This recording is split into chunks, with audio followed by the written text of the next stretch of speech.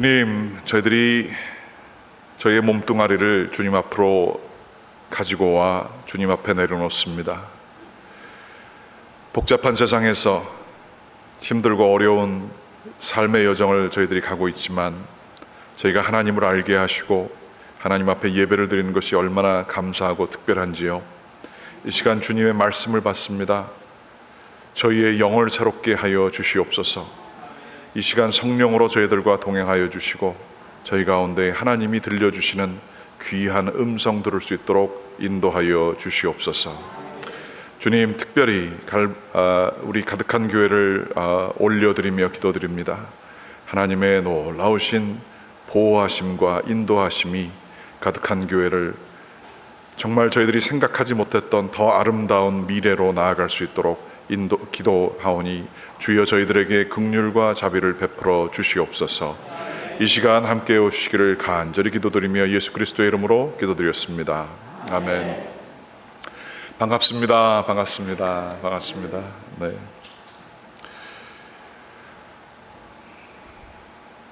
교회는 눈에 보여지는 것에 집중하는 공동체가 아닙니다. 기독교 신앙이라고 하는 것은 세상의 논리와 세상에 보여지는 힘과 자본의 논리에 의해서 움직여지는 것이 아닙니다. 교회는 정신이 살아있는 곳입니다. 말씀으로 인해 이 세상과 차별되는 이 세상의 어두움을 뛰어넘어 희망을 이야기하는 곳이 교회입니다. 그러므로 이 혼란한 시대에 저희들이 특별히 최선을 다해서 마음을 쓰고 노력해야 되는 것은 하나님의 말씀에 근거하여 이 세상을 꿰뚫어 보고 이 세상에 정말로 희망의 빗줄기를 비춰줄 수 있는 그 살아있는 정신, 성령님께 의지하며 나아가는 길일 것입니다. 이 세상은 지금 현재 우리가 몸소 느끼고 있지만 격변기를 지나가고 있습니다. 한참 동안은 부유와 참 여러 가지 힘들고 어려운 일도 있었지만 상당히 안정된 시기를 지금과 비교해 보니 지나왔다는 것을 알게 됩니다. 그리고 우리가 모두가 느끼는 바와 같이 이 세상은 지금 어딘가 낭떠러지로 절벽으로 떨어지고 있는 듯한 느낌을 모두가 가지고 있습니다. 기독교인들이 얘기했던 종말론은 오히려 기독교인들이 많이 얘기하지 않지만 이 세상 사는 모든 사람들이 이제 말세가 가까우고 있구나라고 하는 것들을 다 느껴가면서 불안 가운데 살아가고 있는 것이 현실입니다. 이때 교회는 살아있는 정신을 가지고 어떤 메시지를 전파해야 하며 어떤 메시지를 가지고 우리의 삶을, 교회를 경영해 나가야 할까요? 특별히 이 세상 속에 지금 가장 심각한 문제 중에 하나는 양극화 현상이라고 볼 수 있습니다. 영어로는 polarization이라고 볼 수 있습니다. 부의 양극화가 상상 이상으로 심각합니다. 과거 중세나 그 왕정 시대 때에 고위 왕족들과 계급이 가지고 있었던 부의 양극화 현상보다도 더욱더 심해졌다고 이야기를 하고 있습니다. 뿐만 아니라 계급의 양극화가 이루어지고 있죠. 1%대 99% 혹은 10%대 90%의 양극화가 심각하게 진행되고 있습니다.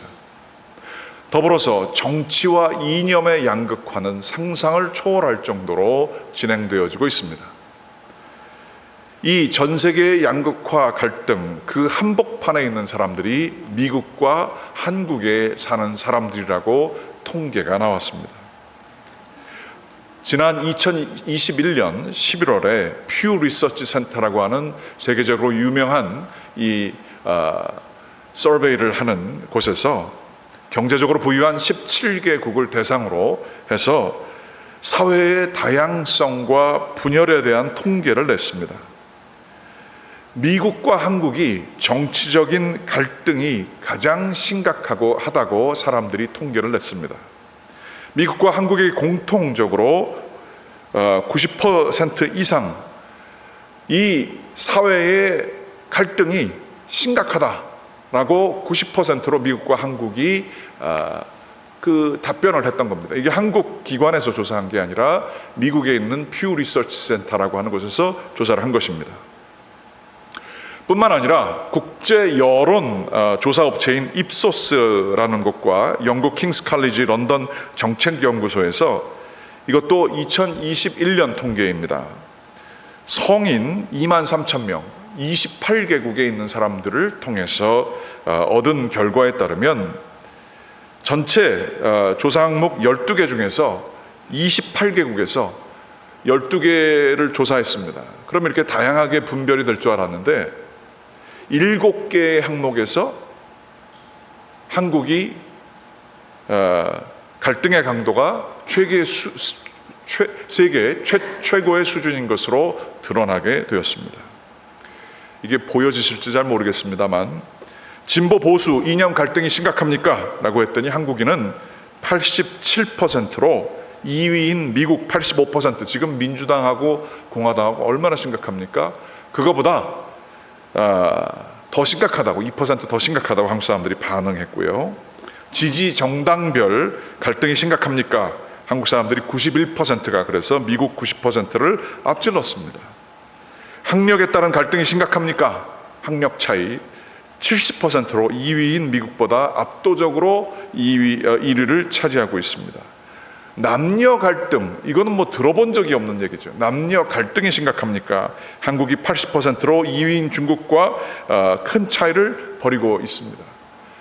들어보셨는지 모르겠어요. 한국의 2대남, 2대녀, 좀 지난 얘기지만 젊은 사람들 사이에서 이념적인 차이가 큰 뉴스를 만들고 있습니다. 결혼을 안 하는 이유가 여러 가지가 있죠. 뭐 집값이 비싸서 한국에서 뭐 결혼을 안 한다, 뭐 이런 여러 가지가 있는데 그 이유 중에 하나가 남자와 여자의 이념적인 갈등이 있다는 거예요. 여자분들이 젊은 여자분들이 훨씬 더 진보적이고 남자들은 좀 약간 보수적인 성향을 갖는데 이 갈등이 굉장히 크게 차이가 난다는 거예요. 세대 간의 갈등이 아니라 남자와 여자, 같은 시대를 살고 있는 사람 사이에 갈등이 있다는 거예요. 빈부 갈등이 심각합니까? 한국이 91%로 1위. 세대 갈등이 심각합니까? 답변에서 한국은 80%로 2위인 61%의 인도보다도 심각했습니다. 종교 갈등이 심각합니까? 한국은 그래도 종교가 나름대로 다 잘 지낸다라고 생각할 수 있는데 78%로 아주 오래된 이슬람교와 힌두교의 갈등이 있는 인도보다도 더 높은 통계를 나왔습니다. 여러 가지 할 말이 있을 거예요. 한국 사람들이 좀 반응이 좀 세다.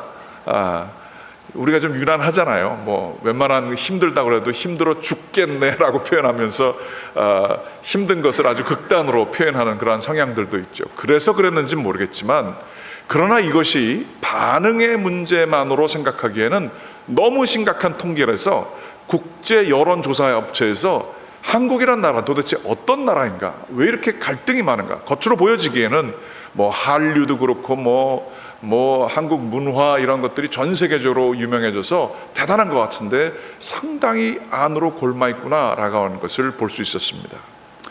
우리 이민자들, 한국계 이민자들은 이 한국과 미국의 갈등, 제일 높은 갈등을 보여주고 있는 이 한가운데의 교집합으로 살아가고 있어요. 이 상황 속에서 우리는 한번 생각해 볼 필요가 있습니다. 우리는 왜 이렇게 갈등이 많은 상황 속에 처해져 있는가? 라고 하는 것이죠. 오늘 성경 말씀에서 읽어본 것처럼 교회는 하나됨을 지향하고 있습니다. 오늘 성경 말씀은 선명하게 얘기하고 있습니다. 하나님이 한 분이시고 세례도 하나이고 우리 모두가 다 하나여야 되는 것이 우리의 사명이다라고 이야기하고 있습니다. 하나님께서는 한 분이시기에 만유를 통일하시고 만유 가운데 계시고 만유 위에 계신다라고 얘기하면서 이것은 바로 하나님이 우리 가운데 역사하실 때 모든 것들이 하나가 되는 일이 있게 된다라는 얘기예요.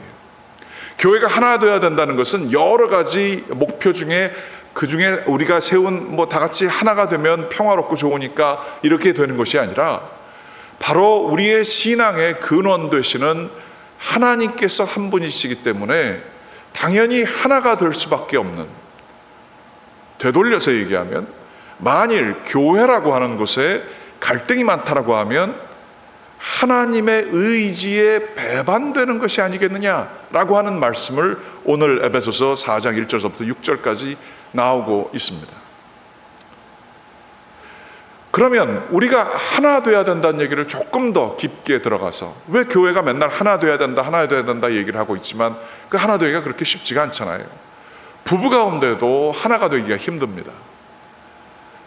오죽하면 남편이 남의 편이겠어요. 우리 편이 별로 없어요. 하나 되는 건 굉장히 어려운 일이에요. 내가 나를 사랑하기도 힘들어요. 어떻게 하나가 될 수 있을까요? 왜 하나님께서 함께 하실 때 우리가 하나 된다고 성경은 이야기하고 있을까요? 그 시작은 다시 얘기하면 교회의 아이덴티티, 교회라고 하는 것, 우리가 찬양도 오늘 불렀습니다. 교회가 교회되게. 이게 참 아름다운 찬송이에요. 그런데 교회가 교회되게 하는 가장 근원 시작은 어디서부터인가? 그것은 바로 세례의식으로부터 시작합니다. 세례의식은 과거에 우리를 규정했던 그 모든 것들, 우리의 학력이나 우리의 자산이나 우리의 외모나 우리의 출신 성분이나 계급이나 이러한 모든 것들이 세례에 의해서 배선물처럼 이제 씻겨 나간다는 것이 세례가 의미하는 바입니다. 그리고 오로지 나를 규정하는 것은 예수 그리스도, 나의 주인, 주라고 하는 예수 그리스도가 바로 주인이시기에 나는 그분에 의해서만 규정받겠다. 그리고 옛날 것들은 물로써 씻어내리겠다. 옛날에 가지고 있었던 자존감, 자존심, 나를 규정했던 그 모든 것들을 버리겠다라고 하는 고백이 이 퍼블릭 테스트모니라고 그러죠. 공공의 증언이 바로 세례인 것입니다. 그리고 우리는 그거의 한 증거로 세례를 받게 된 이후에 하나님을 아버지라고 부르죠. 그리고 같은 아버지라고 불리는 수많은 사람들과 전혀 다르지만 형제 자매라고 이야기를 하는 것입니다. 심지어 부모와 자녀, 심지어 할아버지와 그 손주들 가운데에도 하나님을 아버지라고 부르게 되면 그것은 육신적인 관계를 뛰어넘어 영적으로는 이제 서로 형제 자매가 되었다는 것을 의미합니다. 놀라운 혁명적인 스테이트먼트입니다. 증거입니다. 이것이 바로 세례의 본질이에요. 계급과 인종과 성별과 민족을 뛰어넘어 서로가 서로를 형제 자매로 부르는 것이 교회가 교회되는 핵심 메시지입니다. 우리를 규정하고 있었던 과거의 그 세상의 모든 힘들이 이제는 힘을 발휘할 수 없는 무력화되었다고 하는 것이, 우리는 그것을 일컬어서 자유라고 합니다. 신앙이 가져다주는 자유는 바로 과거에 나를 규정했던 성공이 있을 수도 있고, 과거에 정말로 도망다녀야 되고 숨겨야 되는 실패가 있을 수도 있지만, 이 모든 것들이 이제 저희한테 중요하지 않고 주님만 우리를 규정한다라고 하는 것이죠. 그래서 우리가 교회에서 찬양을 하는 거예요. 기쁨이 거기에서 나오는 거예요. 나는 이제 더 이상 중요하지 않습니다. 오로지 주님만이 저에게 중요합니다. 참 이것이 자유입니다. 이게 찬양의 근원이에요. 내 하는 일이 잘 됐다고 하여서, 우리 집안에 좋은 일이 있다고 하여서 하나님 감사합니다 하는 찬양도 인간적으로 들을 수 있는 찬양이지만, 우리 찬양의 핵심은 우리 주 예수 그리스도가 우리를 세상에서 자유하게 하셨고 오로지 그리스도에게만 우리가 순종하게 하신 것에 대한 아주 그 기쁨을 찬양하는 것이 구원의 기쁨이라고 하는 거예요. 갈라디아서 3장 27절, 28절 이렇게 말씀하고 있습니다. 같이 한번 읽어볼까요? 시작. 누구든지 그리스도와 합하기 위하여 세례를 받은 자는 그리스도로 옷 입었느니라. 너희는 유대인이나 헬라인이나 종이나 자유인이나 남자나 여자나 다 그리스도 예수 안에서 하나이니라. 이게 아주 제일 중요한 핵심이에요. 그리스도 예수 안에서 우리는 과거의 모든 것을 떠나서 하나이니라. 그렇다고 해서 꼭 기억할 것은, 기독교가 그러면 공산주의와 같은 것이냐, 모든 자산, 개인 자산은 없고 모든 계급도 없고 모두가 동등하고 평등한 권리를 얘기하는 그러한 평등 사회를 지향하느냐? 결코 교회가 그게 아니에요. 그 교회가 그런 걸로 이해된 적이 있었어요, 잠시나마. 교회는 그렇지 않습니다. 교회 안에는 차이가 여전히 존재합니다. 세상에 여전히 우리들이 살고 있습니다. 그러나 우리를 규정하는 이 세상의 것들이 더 이상 교회 안에서는 결정적인 힘을 발휘하지 않는다는 얘기예요. 그래서 교회에서는 서로 집사님, 권사님 이런 직분에 대해서, 교회 직분에 대해서 부를 수 있지만, 세상의 것을 가지고 무슨 박사님, 교수님, 아니면 부자, 아니면 이렇게 해서 사람들의 세상적인 지위로, 위치로 규정되는 이야기들을 하지 말아야 되는 것입니다. 힘들고 어려운 사람이 있다라고 해도 그 사람도 교회에 와서는 길을 필 수 있는 곳이 교회여야 되고요. 가진 사람들은 가졌기 때문에 오히려 더 조심해야 되는 것이 교회이어야 하는 것입니다. 우리가 다 알고 있는 얘기지만 다시 한번 생각해 보는 것이죠. 오히려 교회 안에서는 다양한 차이들이 있지만 이 차이들이 서로 섬기는 자세를 가지고 사람들과 나누는 것에 관심이 있습니다. 다양한 것을 보존하는 데 교회는 아주 열려져 있습니다.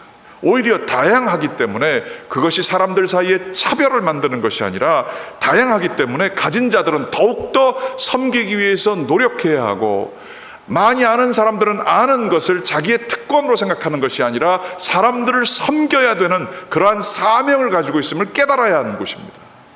없는 사람들은 주눅이 드는 것이 아니라 주눅 들었던 마음이 치유받고 담대함을 가지고 세상에서 줄 수 없는 위로를 가지고 세상에서 당당하게 살 수 있도록 힘을 주는 것이 교회여야 합니다. 그게 바로 교회의 핵심입니다. 우리는 이것을 결코 놓쳐서는 안 됩니다. 그것이 바로 교회의 정체성이기 때문입니다. 그래서 많은 그러한 세상의 다양성을 가지고 이렇게 가지고 있으면 이건 섬기라고 주신 거예요. 섬기라고. 어떻게 하면 나눠야 될까가 우리의 목적이어야 하는 것입니다. 교회가 하나여야 된다는 얘기는, 전체가, 이 말씀이 싸우지 말고 다들 참 평화롭게 지내라 라고 하는 메시지가 결코 아니고, 교회의 정체성은 바로 그리스도 예수 안에서 하나 되는 것, 이건 바로 교회의 제1 가는 사명과도 같은 것입니다. 그러면 어떻게 하면 될까요? 오늘 성경 말씀 1절서부터 3절까지 말씀을 같이 한번 읽어보실까요? 그러므로 주 안에서 갇힌 내가 너희를 원하노니 너희가 부르심 땅하게 모든 오참음으로 사랑 가운데서 서로 용납하고 평안에 매는 줄로 성령이 하나 되신 것을 힘써 지키라.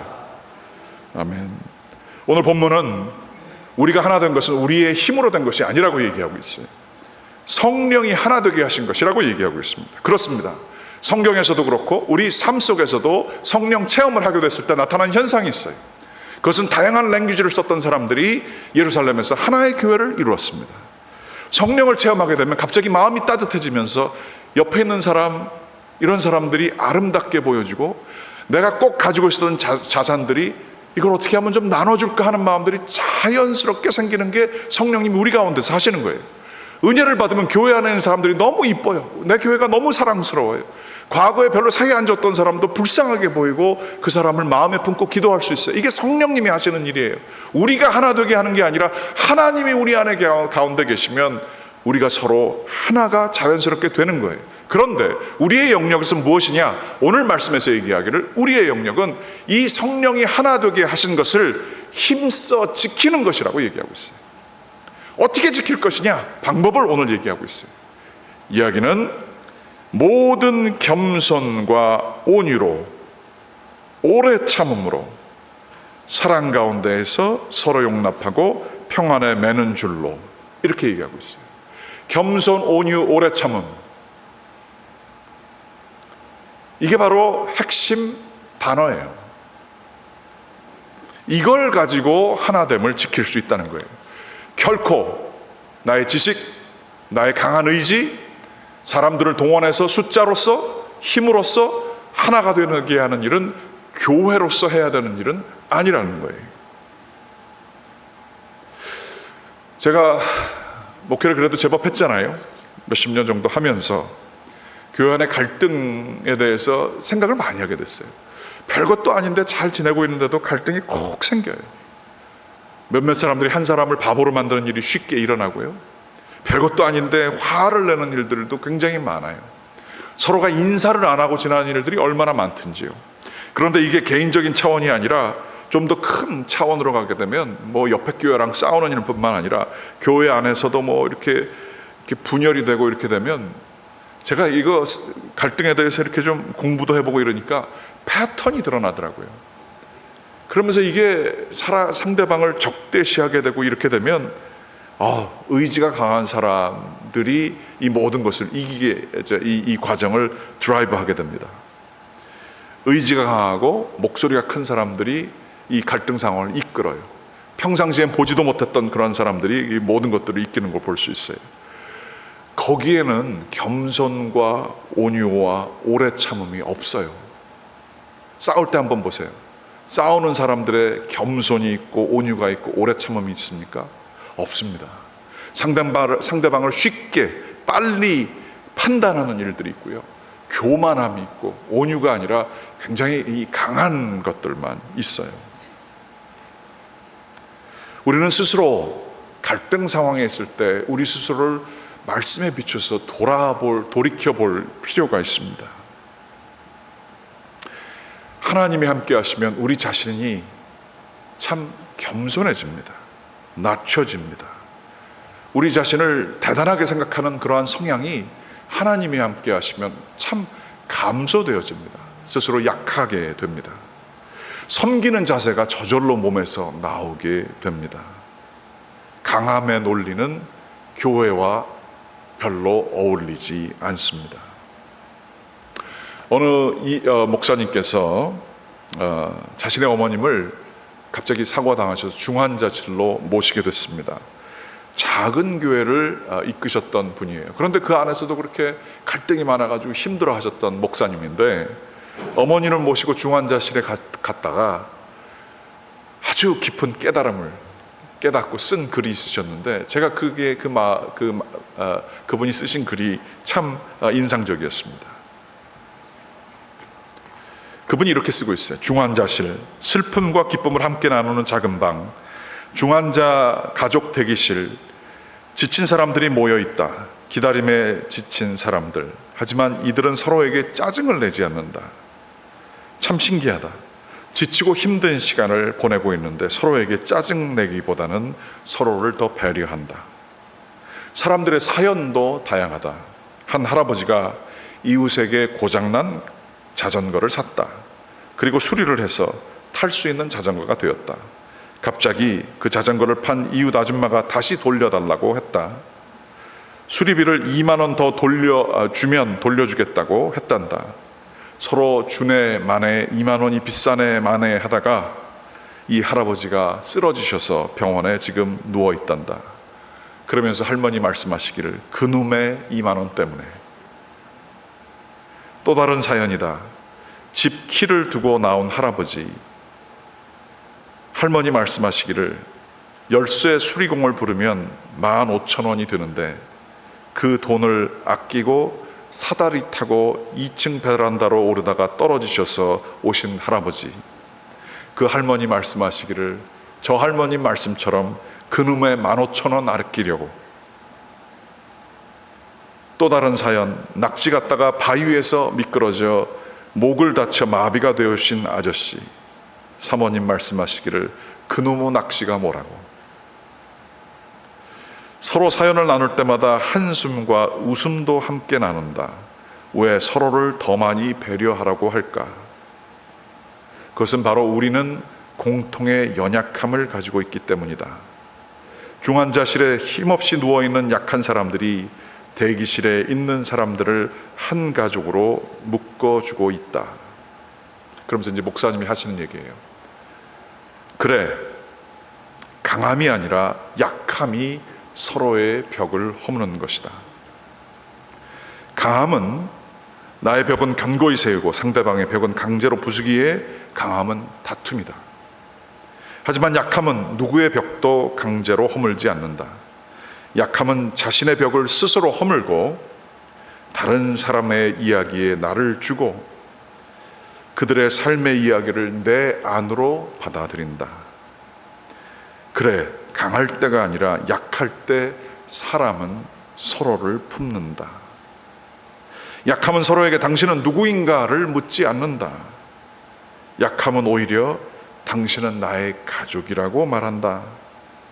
우리는 약함 안에서 서로의 힘이 되어주고 웃음이 되어주고 눈물이 되어준다.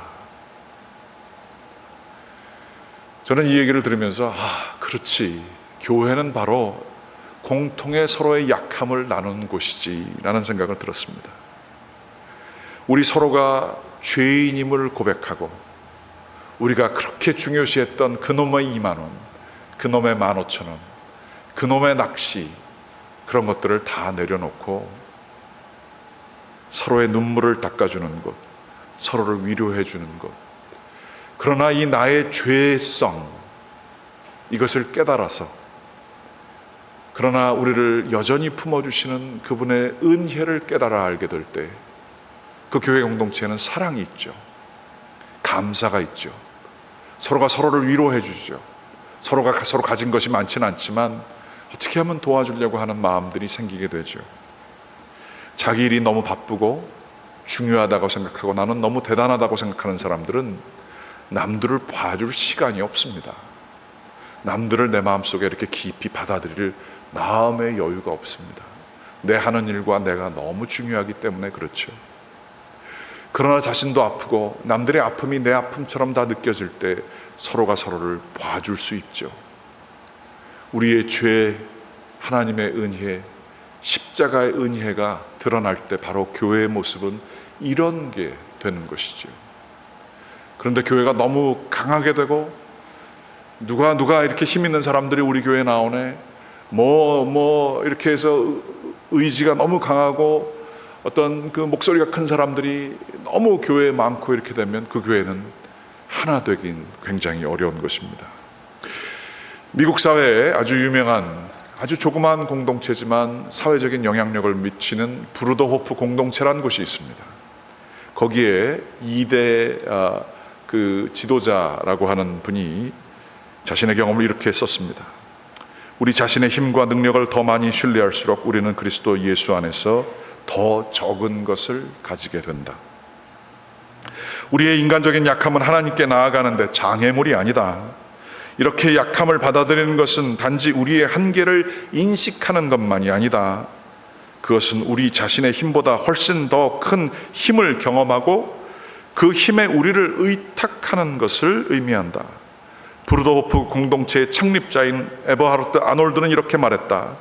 우리의 힘을 해체하는 것, 바로 이것이 은혜의 뿌리다. 다시 한번 읽어볼게요. 우리의 힘을 해체하는 것, 바로 이것이 은혜의 뿌리다. 우리 안에서 아주 작은 힘이 일어난다면 그만큼 성령님과 하나님의 권위는 뒤로 물러설 것이다.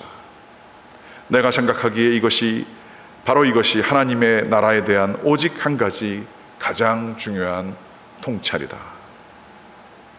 바라옵기는 가득한 교회에 지금 굉장히 중요한 트랜지션 시간을 지나가고 있습니다. 이때 가득한 교회는 어떤 교회여야 할 것인가에 대해서 생각하는 분들이 있게 되기를 원합니다. 교회 숫자, 지금 이민교회에서 이 정도 숫자만 돼도 참 감사한 숫자죠. 이런 것이 여러분들을 규정하게 되기를 원치 않습니다. 교회의 시설, 아름다운 교회지만 이런 것들이 가득한 교회를 규정하게 되기를 원치 않습니다. 가득한 교회는 어떤 교회여야 할 것인가?